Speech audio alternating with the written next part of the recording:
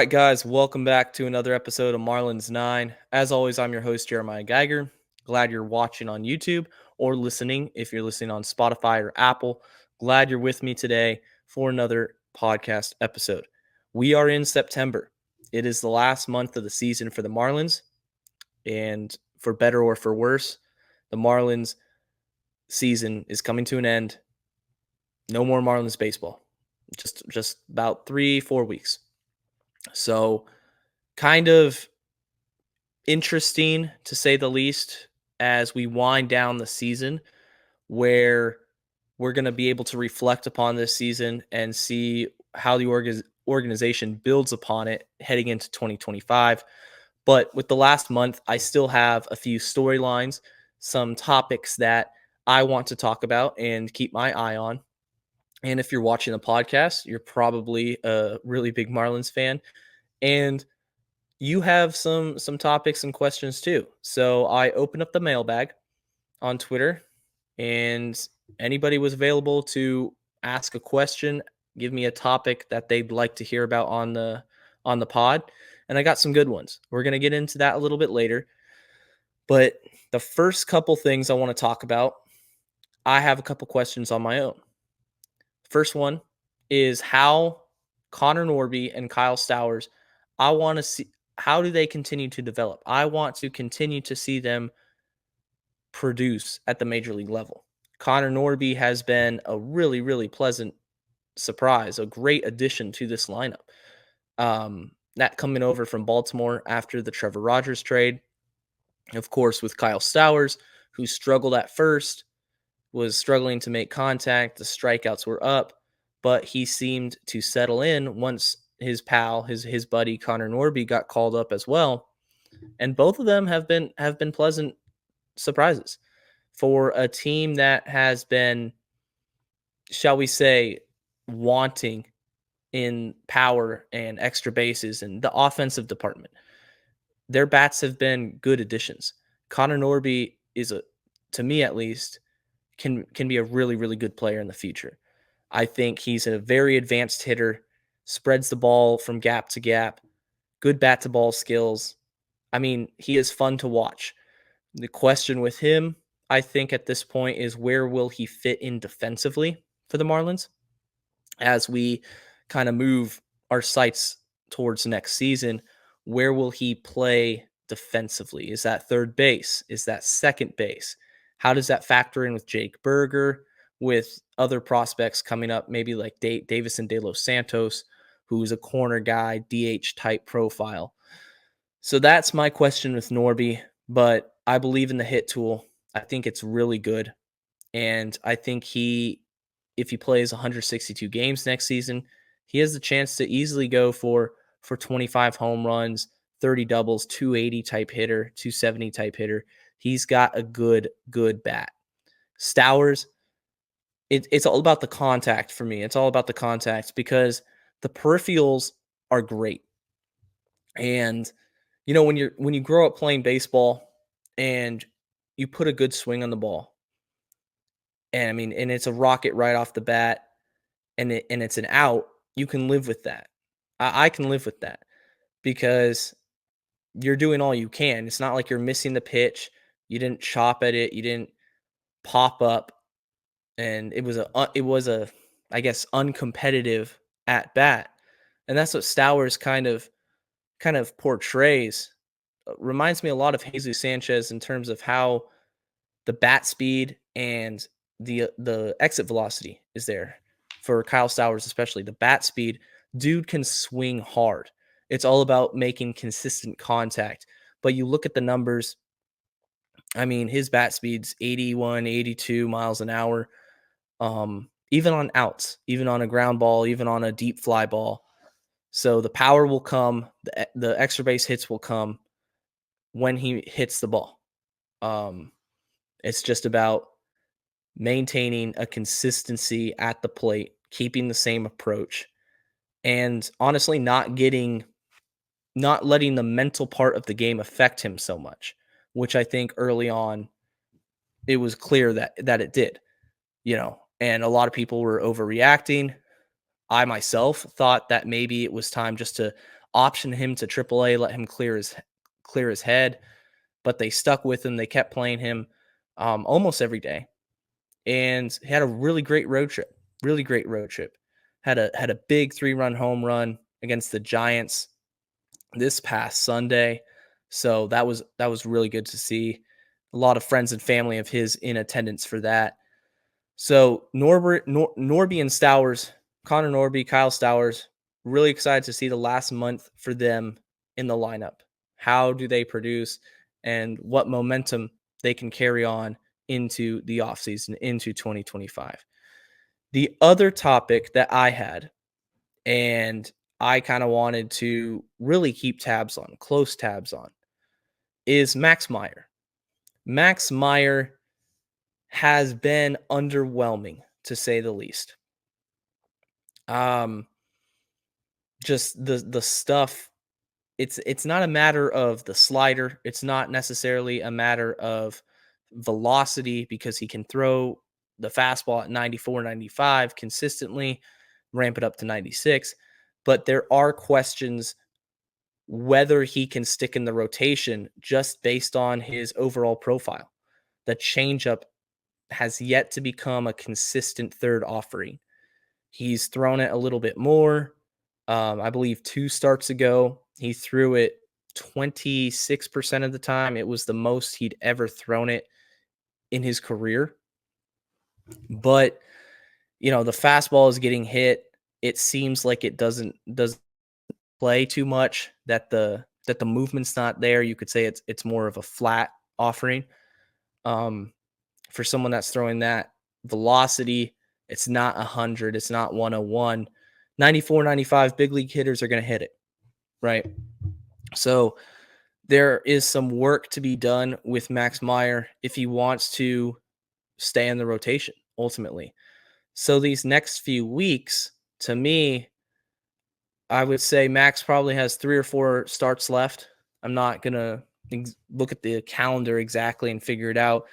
But if all goes well, he should have at least 3, maybe 4 left in the season to kind of gain some trust back among fans and the front office and bounce back, which has been a rough campaign. Started off strong in April, got immediately sent down, and then of course he's in Mars and he's working on his secondary offerings per the organization. Comes back up, and it seems every time he's up, you see a 5-inning, maybe 6-inning, but the runs, the hits, I mean, 3, 4 runs a pop, it seems. Matter. He's given up the long ball. It felt like I was watching Rodri Munoz out there, his last start, just the other night against the Nationals. I believe he gave up 2 home runs. It's not viable. It's not a situation where you give up if you're the Marlins. I mean, he's your 3rd overall pick from a few years back. There was definitely a lot of hype surrounding him before the Tommy John surgery, but there is some work to be done if the Marlins still view him as a starter, if they want to see him in the rotation in 2025. Because there is a scenario, there's an other universe in which the Marlins move Max Meyer to the bullpen and they try to harness his stuff and develop him into a elite setup man and a closer. And that's what a lot of people, a lot of scouts kind of said, dating back to his college days in Minnesota, was if being a starter doesn't work out, he does profile as a closer because of the wipeout slider. And of course, when you're not starting, I'm sure the fastball velocity would in turn ramp up. You wouldn't see 95 from Max. My guess is you'd probably see 97, 98 more consistently because he can throw that hard. It's just about channeling it in a game and functionality with that fastball, with the velocity. But there's work to be done. There's work to be done on that pitch in particular. The changeup, still work to be done. Slider is elite. We know that. But these next 3, 4 starts are going to tell me a lot about how I feel about Max in the rotation in 2025. So now I'm going to open up the mailbag. I'm going to open up the mailbag and I'm going to start by my friend Peter Pratt. Peter Pratt at Miami Marlins UK said 2024 offseason over under $4.5 million total committed to spend on free agents for the Marlins. It's a great question. Great question. And the first thing we have to do to answer that question is A, look at the free agent list, and B, who are the Marlins' internal options? Because at the end of last season, there were giant holes on the roster. Shortstop, catcher was still one, and the Marlins had to do something. You couldn't just go off a playoff appearance without doing anything, literally anything. So they signed Tim Anderson. They trade for Christian Bethancourt. They hope Tim Anderson's going to have a bounce back year. It didn't work out. Bethancourt didn't work out. So essentially, the Marlins got zero production, but they signed a guy. They signed a free agent. They took a long time to do it, but they ended up doing so. And they got a catcher in a trade to at least present that they tried. So $4.5 million now is not a lot at all. So in Major League Baseball today, you got to say that's got to be a 1-year deal. Okay, Tim Anderson was a 1-year, $5 million deal coming off the worst offensive season in all of Major League Baseball. So in my mind, over under 4.5, that means if I'm taking the over, I need a Tim Anderson type deal. Can I see Peter Bendix and company doing that? Because if you don't, and you take the under, then who are you signing? Who's going to sign for 4 million, 3 million? I mean, now we're looking at a really, really bare crop of players to choose from. Not that you're going to get much for 5 billion up, because we know they're not going to spend a ton. But you want to take a look at the free agent list. And the question in my mind is, how do you feel about the rotation depth heading into next season with guys coming off the injured list, with Sandy Alcantara coming off Tommy John, Yuri Perez sideline Tommy John surgery, Ryan Weathers, Braxton Garrett, these guys who not necessarily are injured for all of 2025, but the workload to carry a team 162 games, it's a lot. It's a lot. So I'm going to go with the over, Peter. I'm going to go with the over. I think my early prediction is they're going to sign a stopgap starter to eat innings. It's going to be cheap. Looking at the names on this list, there's not a ton of guys, but maybe Michael Lorenzen is a guy that you could keep an eye on. Colin Rea with the Brewers, who's got a club option for 5.5 million. Don't know if they'll decline it or not, but there are some options for pitchers that can eat innings, which I think the Marlins will want because of the uncertainty surrounding their young studs in the rotation. I have no doubt Sandy will be back, but I don't know how they handle Yuri. I certainly wouldn't rush him. You're in no pressure to compete next year. Don't pitch a guy because you have to sign someone, eat innings. Worst case scenario, you got a guy that gets blown up every fifth day and is giving up 3, 4, 5 runs a pop, but he's eating your innings for you. And then at the trade deadline, best case scenario, you can flip him for a prospect or two. So that's my prediction. I'm going over 4.5 million for the Marlins on free agents. Next question, Eli Sussman. Eli Sussman from Fish on First. At Real Eli, he says, what does Griffin Conine have to show us this month to secure his 40-man roster spot throughout the offseason? Well, what comes to my mind is the strikeout rate. 24 at bats so far as I record this. I'm recording this on Thursday, September 5th. Conine has been really cool, man. Really cool to watch. Had a triple for his first hit in Colorado, homered in San Francisco for his first home run. 24 at bats. We're going to see a lot more of him the rest of the season. To me, it comes down to the strikeout rate. He said in an interview just a few days ago that one of the adjustments he's made was to focus on cutting down on home runs in place of hits. So, what I translate that as is I'm not going to be swinging for the fences every single pitch. I know I need hits. I know I need base hits. I know I need to make more consistent contact, because the big issue with Griffin Conine is the power's always been there, but the strikeout rate, the swing and miss has been so prevalent in his game. That was kind of the main excuse the Marlins had for not bringing him up. He finally gets his shot.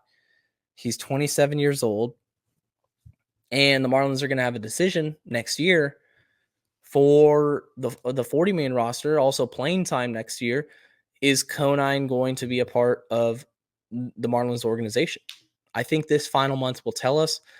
I think in order for him to, no doubt, secure his spot on the team next year, secure his spot on the 40-man, whether that is still in AAA or not, you're going to have to see the strikeouts go way down. You're going to have to see consistent contact. I want to see at least, he 260, 270, more hits than strikeouts. Strikeout rate maybe around, the K percentage, 15, 16, I think. For a no doubt, yeah, maybe he's figured something out. And then you could play him next year. But it's all about the contact. You got to cut down on the strikeouts. So far, hasn't been bad. He's had 6 strikeouts and 24 at-bats. So, again, 24 at-bats. There's still a final month of this season. Definitely got to keep an eye on that. And then the last question of the mailbag. It's from Vic Fishtails. Who should get traded this offseason? Wow. So, if you had asked me that question back in May, back in June, Jesus Luzardo. No doubt. Would have been Jesus Luzardo. On the trajectory that the Marlins are going, I still think Luzardo will be traded. I don't think it will be in the offseason.